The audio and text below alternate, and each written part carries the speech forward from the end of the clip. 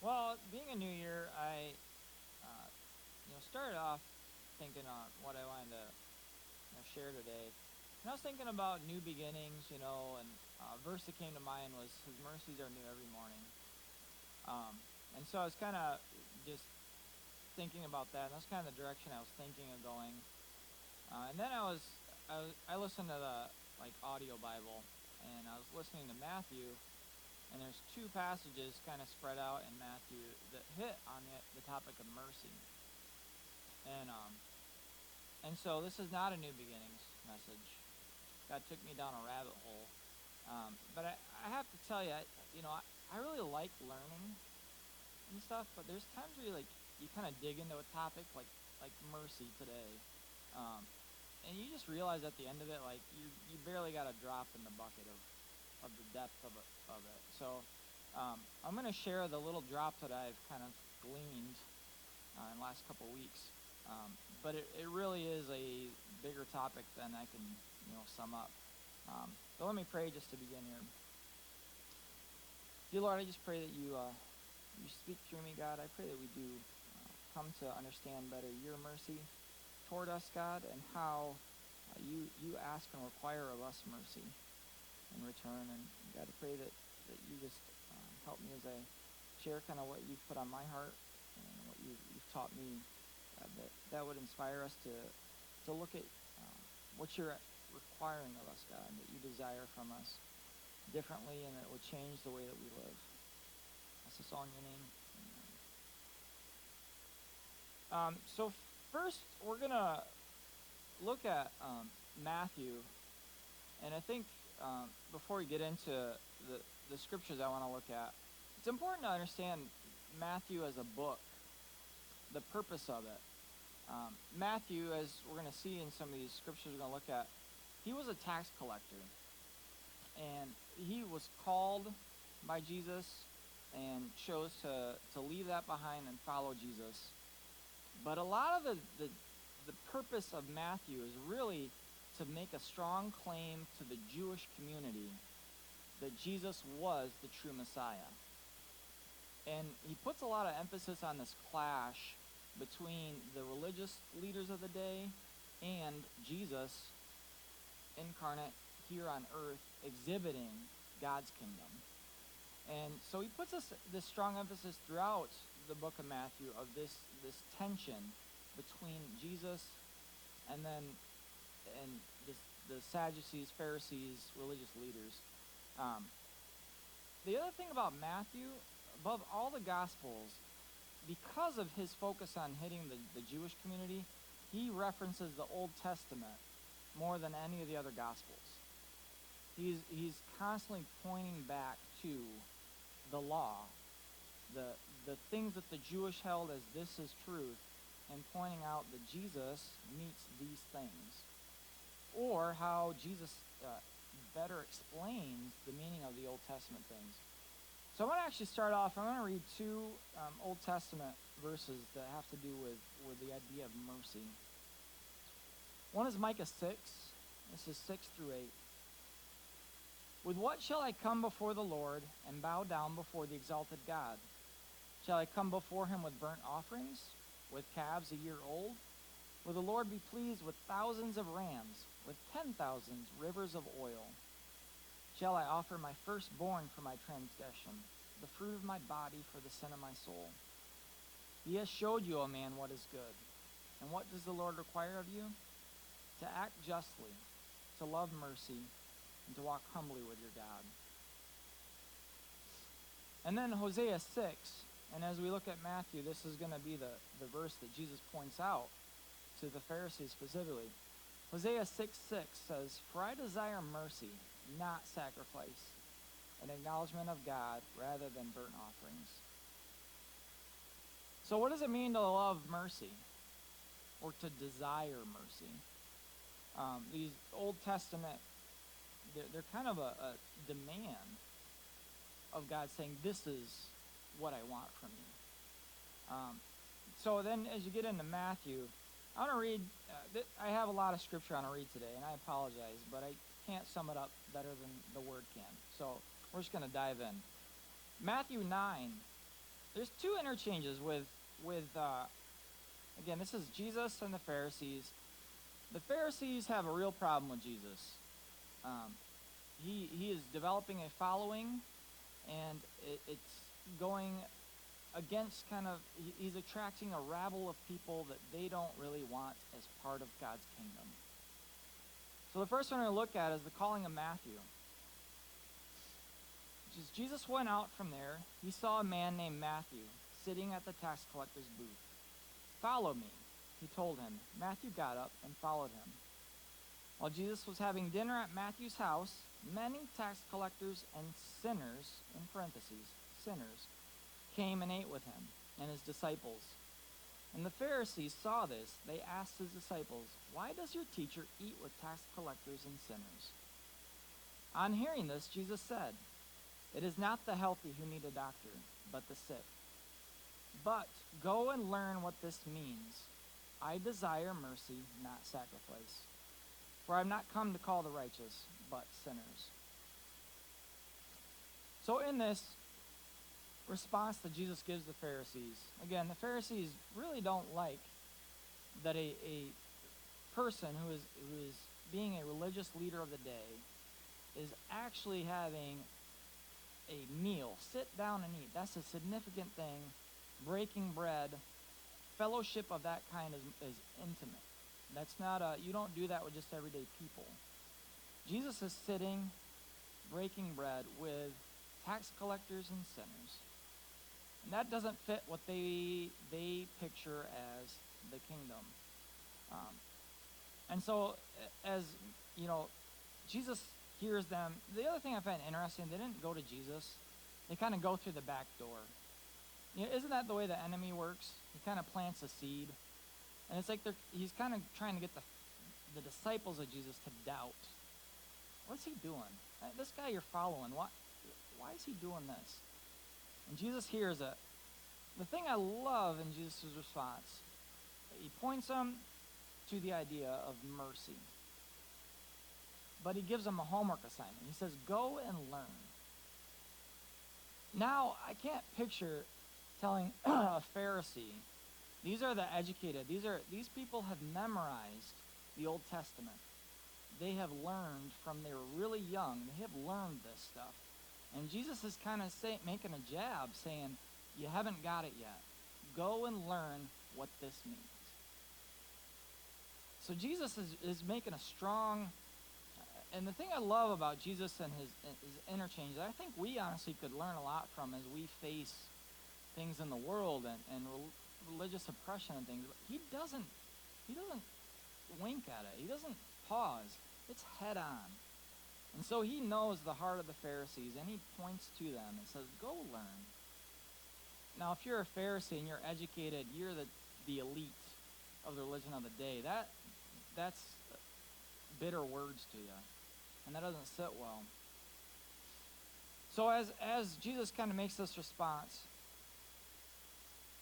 then he goes out. You know, this whole section of Matthew just continues to build the dialogue of the tension between Jesus and religion and the practices and things. So then as you go to Matthew 12, Matthew 12 has, this is the Lord of the Sabbath is what this passage is called. Before I read this, the real emphasis in this passage that I'm not really going to hit on, but is Jesus is making a strong claim in this, that he is Lord of the Sabbath, that he can say what is right and wrong to happen on the Sabbath. And if you're a religious leader of the day, that doesn't sit well. But this is really kind of a complicated text here, but at that time, Jesus went through the grain fields on the Sabbath. His disciples were hungry, began to pick some heads of grain and eat them. When the Pharisees saw this, they said to him, "Look, your disciples are doing what is unlawful on the Sabbath." He answered, "Haven't you read what David did when he and his companions were hungry? He entered the house of God, and he and his companions ate the consecrated bread, which was not lawful for them to do, but only for the priests. For haven't you read in the law that on the Sabbath the priests in the temple desecrate the day and yet are innocent?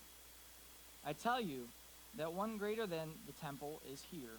Again, a claim. He's saying one greater, me, greater than the temple is here. I tell you that one greater than the temple is here. If you had known what these words mean, I desire mercy, not sacrifice, you would not have condemned the innocent. For the Son of Man is the Lord of the Sabbath. So the text isn't clear, but I have to picture, this is kind of the same group of Pharisees pestering Jesus in his ministry. And he brings up the homework assignment. He brings up, you didn't learn. If you had learned the meaning of mercy, I desire mercy, not sacrifice, you wouldn't condemn these. The other thing he does, he points out the story of David is David's on the run, and he has a group of men with him. They're hungry, they need food. So he goes to the high priest, or I don't think it's the high priest, but the priest, Ahimelech, and asks for food. And all that the priest has is the consecrated bread. This is 12 loaves of bread that's baked fresh every day and put on the altar, and then it's the priest's job to eat the bread from the day prior. The priests, that's their responsibility, and it's sacred, it's consecrated for the Lord.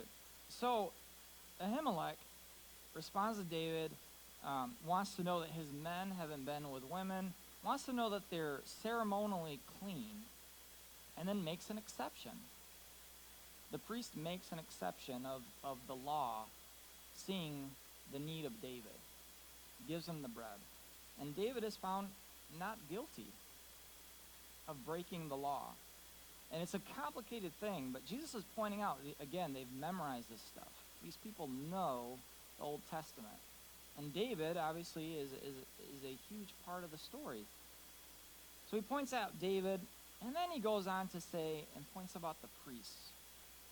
And I had never really thought about this, but the Sabbath is you're not supposed to work on the Sabbath. And in the day of Jesus, they had created so many rules added on to what the Old Testament actually said. Some of the things I looked at, it was really intriguing, but you couldn't carry things in your hand, your right hand, your left hand. You couldn't carry things on your back, different things. But you could, if you could carry it with the top side of your hand, that was permissible. So all these like really, really specific rules, and then specifically what you could do, couldn't do. And all this to be righteous before God. And so the extreme nature that the Pharisees had taken the law. But Jesus is pointing out that on the Sabbath, every priest breaks all of those rules. They make food. They serve. And he's saying, according to your law, these priests desecrate the day, yet they're found innocent. So Jesus is again pointing to the Old Testament and saying, you haven't understood the idea of desiring mercy and not sacrifice. And I think of sacrifice isn't just the idea of giving up something, but it's the rules, the regulations, the piety of the day that was the standard of if you were righteous before God or not. And Jesus is saying that's not it. If you look at the Old Testament, I desire mercy, not sacrifice. And then the Pharisees' problem with the disciples, there's probably 3 or 4 counts or demerits against them for what they did. They picked the grain, that's harvesting. They had to open the seed, that's threshing. And then you could technically consider that making food. So the Pharisees just are like, absolutely not. You think of the pettiness of that, of picking the grain. And the crime wasn't that they were picking somebody else's field. That was very permissible. And actually, if you look at the Old Testament, you're not to harvest your entire field. You're supposed to leave some for the poor. And it was common practice of that day. So the issue was just the pettiness of it. And just makes these claims too about the Lord of the Sabbath. And he's drawing this line saying, I determine righteousness. I determine what is good on the Sabbath. Obviously, that doesn't fit well with the Pharisees. So then it goes on in 12. Going from that place, he went into their synagogue, and a man with a shriveled hand was there.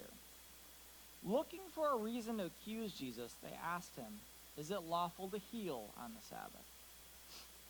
This was an interesting exchange because they actually bring the guy to Jesus and say, well, what about this? Is it lawful for you to heal?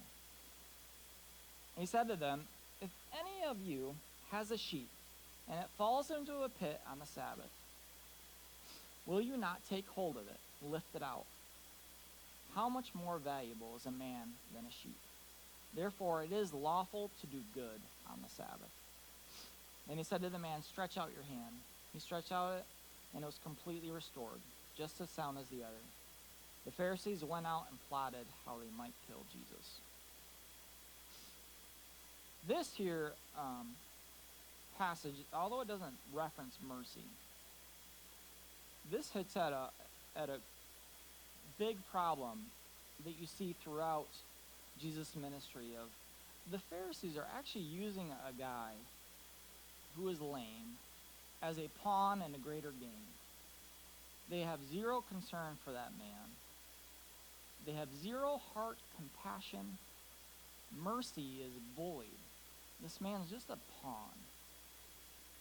And Jesus points out, and total speculation, this is right from the Rick version of the Bible, but so don't take it as gospel, but there are parts in the Bible where you see that Jesus had knowledge, like the woman at the well, that he had knowledge. And I kind of wonder if he didn't know that a Pharisee, the last Sabbath, had a sheep in a pit. You know, you just kind of wonder. But there's definite evidence throughout Jesus' ministry that he had knowledge, supernatural knowledge. And he's pointing out the Pharisees, saying, you would break the Sabbath laws you have to save your property, but you wouldn't help this man. And he does this miracle. And this is the final straw for the Pharisees, obviously. That is it.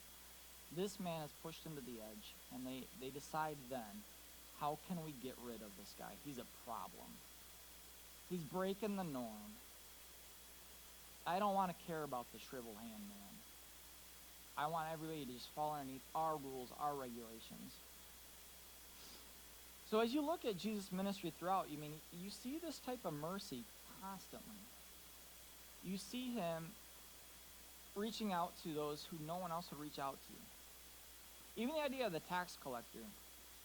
There's a significant thing with the tax collectors of they were not good people. They were, not only did they collect taxes, obviously that's not a favorable thing. I don't like the tax man. But they were known to be cheats. They were known to be dishonest, come and require taxes from you and take a skimming off the top. But think of it this way. If you were a Jew and you are collecting taxes for the Roman Empire, who has conquered you as a people, how would you expect people to feel about you? I heard a good illustration of this today, because this really happens in Muslim countries. They are okay if you practice Christianity as long as you pay whatever they demand whenever they demand. And so there are pockets where it's okay, they'll put up with you, but they have these demands. Now imagine if it was a Christian that came knocking at your door with the demand. That's the tax collectors of the day. So I have to admit, I would probably be on the side of the Pharisees when it comes to Matthew. Or Zacchaeus later, another tax collector.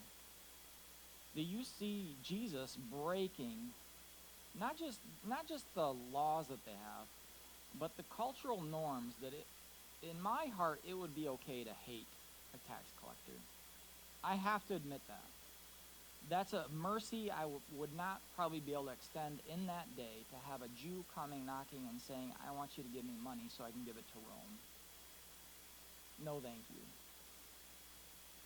But then as you see, Jesus does these extreme mercies. So what does this all mean for us? And I think it's important to look at definitions. Mercy, what is it? This is where I kind of dove in, and I got to tell you, I can't say I can sum it up for you. But as I looked at Greek and Hebrew, the New Testament, it was written in Greek. So as you read this, think of the Greek word for it. Greek is eleos, and it means compassion, kindness, even pity and sympathy. Or I like this term, unwarranted favor. Unwarranted favor. So Greek is I can wrap my head around that. But obviously, Matthew is referencing Old Testament. And he's referencing the word mercy as it's translated to Greek.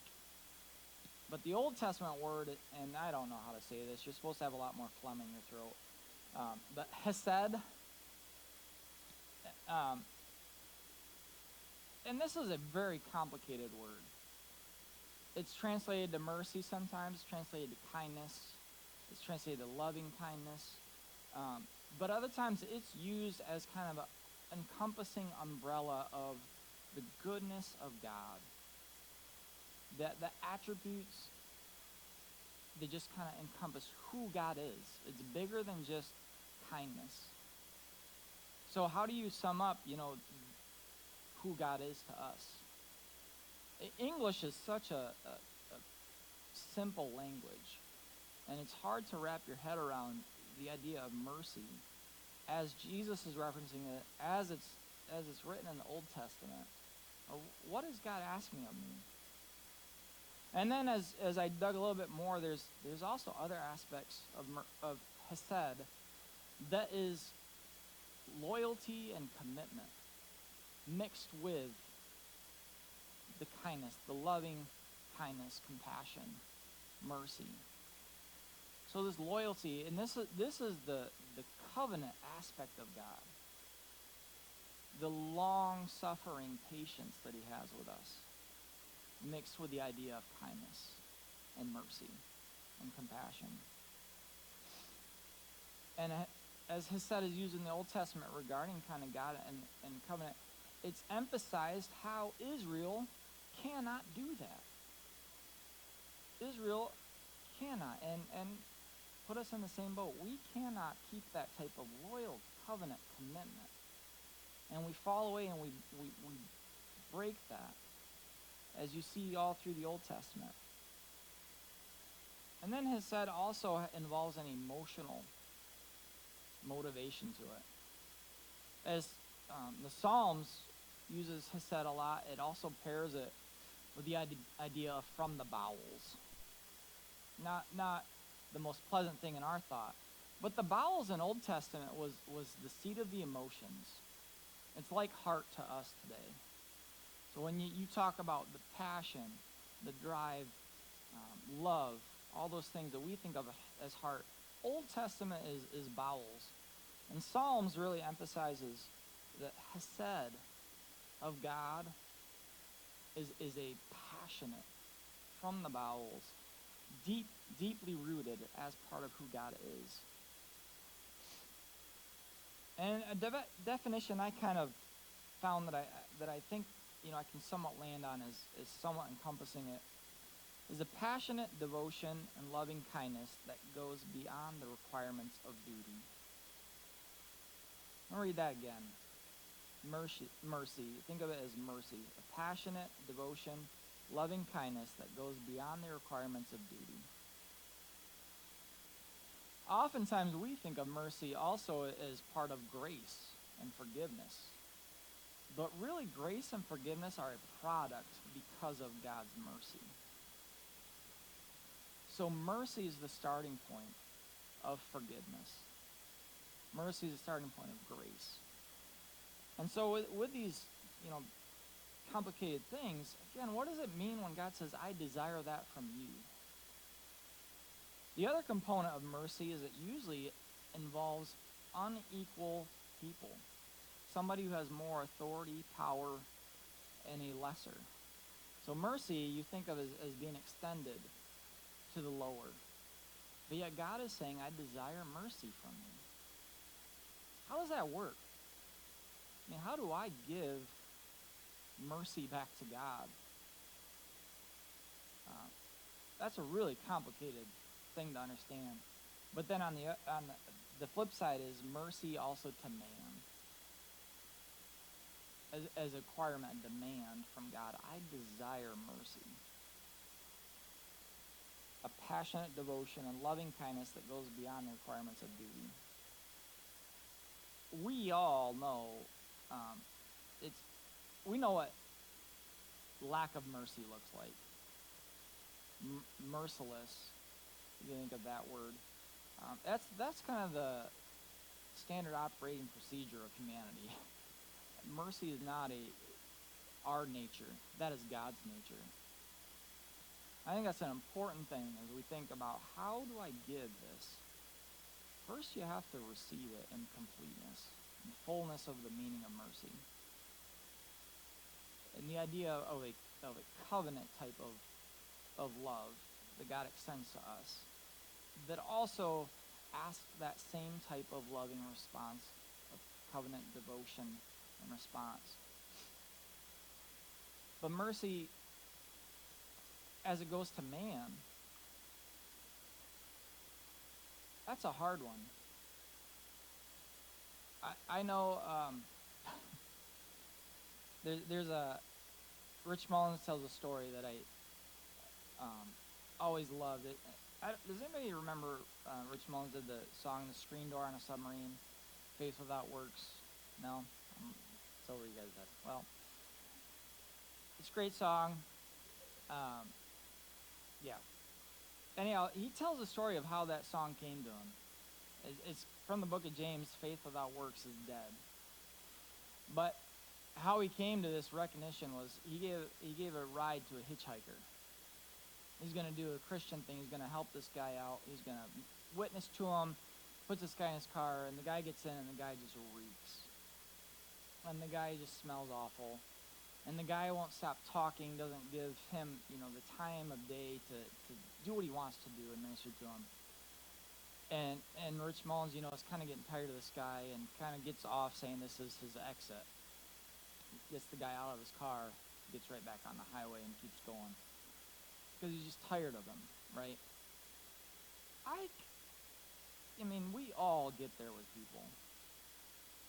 That is not mercy, obviously, right? Mercy is extended when it's the people you don't like. We think of fellowship, community, and we think of the people we like. But Jesus' whole ministry is built on attracting people who are not likable. People who might smell. People who just are unpleasant. Personality clashes. I remember, I remember at Youth Haven, my wife is so gracious. She loves to open our home. And I remember when I was the program director and I had staff underneath me, Heather would always invite them over. There's one staff member that just was quirky. The guy proposed to his wife at a Comic-Con. Just played weird video games. Was really intense. And I remember, I just did not like that she would invite him. But she'd always make the point, well, you need to include everybody. And as I think about mercy, I realize that is just such a hard thing to extend. But yeah, that's what God desires. And I think a healthy church is full of misfits. I think the kingdom is full of misfits. And when we forget that and we think that we fit, you're in the wrong boat because we're all misfits. We all have things that just are wrong with us. We have things that I need your mercy. You need my mercy. And that is how the body of Christ is supposed to work. And it's not this, cliques is a huge problem in the Christian community. Who's popular, who's not. And it happens in a small church, it happens in big churches, it doesn't matter. It happens in Christian ministries. But this idea of my circle, mercy is breaking that. Mercy is saying, no, who is not in my circle, I'm going to bring them in. That, to me, is where the rubber meets the road in our faith. That's where the church really goes out. When you're doing it and it's hard, and it's people you don't like. 'Cause it's easy to minister to people you like. People you just click with, that you have similar hobbies, interests. That's easy. That's easy to minister, to love, to extend mercy and grace. But when it's the hard people, that's what God's talking about.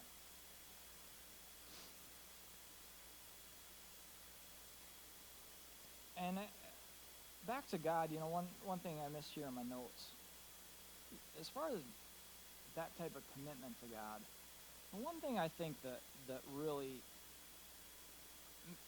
I personally, and I think all of us struggle with, is the idea of sometimes things become a duty in our walk. So whether that's reading your Bible. I remember just being in youth group and, read your Bible, pray every day.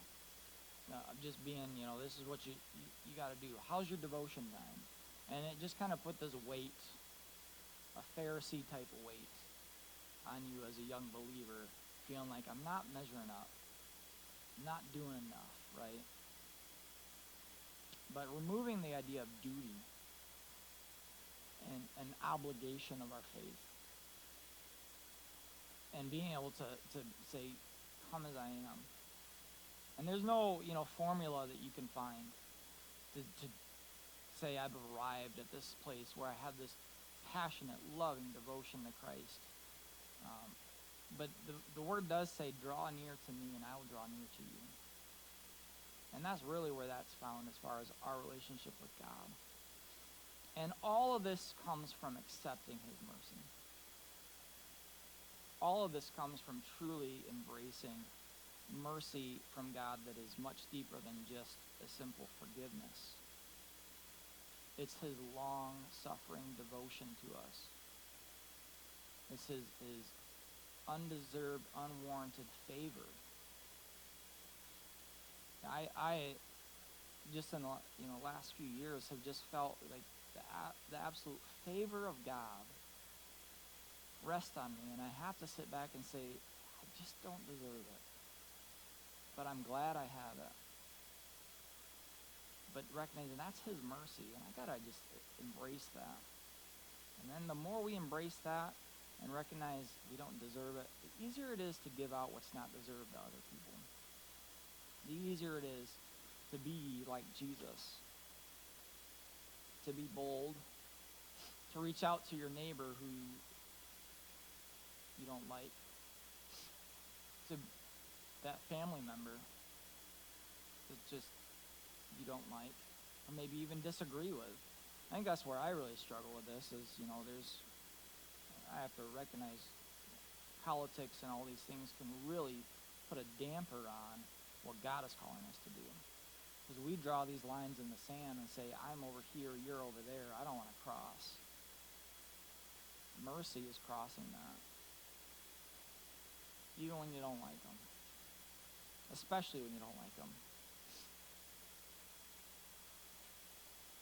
So as we think about mercy, I think about us as a congregation, and I just have a burning passion and desire to see us as individuals and as a body to find ways to reach those who are falling through the cracks. The misfits of society, the misfits of church. There is a huge group of people that are just absolutely lost, that need what we have. And they're actually easy to reach because nobody else is reaching them. They don't fit any circle. They don't fit the popular culture in the world. They don't fit anywhere. So we as the church should be finding those people. Every week we put up here about the rescue mission and the need there. Dr. Quay's inner city ministry. Youth Haven, we've done some inner city ministry. I'm going to tell you, that is some of the hardest ministry to do. That is a hard people group to reach because they haven't connected with a group other than their own inner city. But they desperately need what we have. And it's hard going to these places. It's hard to be the one who doesn't fit. It's easier to come here where we all fit, right? But there's a world out there that desperately needs us to leave our circle of comfort and to be merciful in all aspects of our life. But as I've kind of put it in my own head, to get dirty, to have unhealthy relationships that you have to be merciful in. It's much easier to kind of just let those things go. But I really have just a burden and a heart to see that us grow in that. To really have a heart to be merciful to those that even the world isn't merciful to. That's one of the things that drew me to Youth Haven was the people group that they reach. And these are families that are just falling apart, so dysfunctional, so heartbreaking when you hear the stories. And kids can't even wrap their head around who they live with because the family structure is just so bizarre. And these people just don't fit. But they should fit here. That's my prayer for us as a church is that we grow in that. We're going to transition we're going to do communion. It's the first Sunday of the month. So I don't know if we could maybe get a couple people willing to take around the bowls.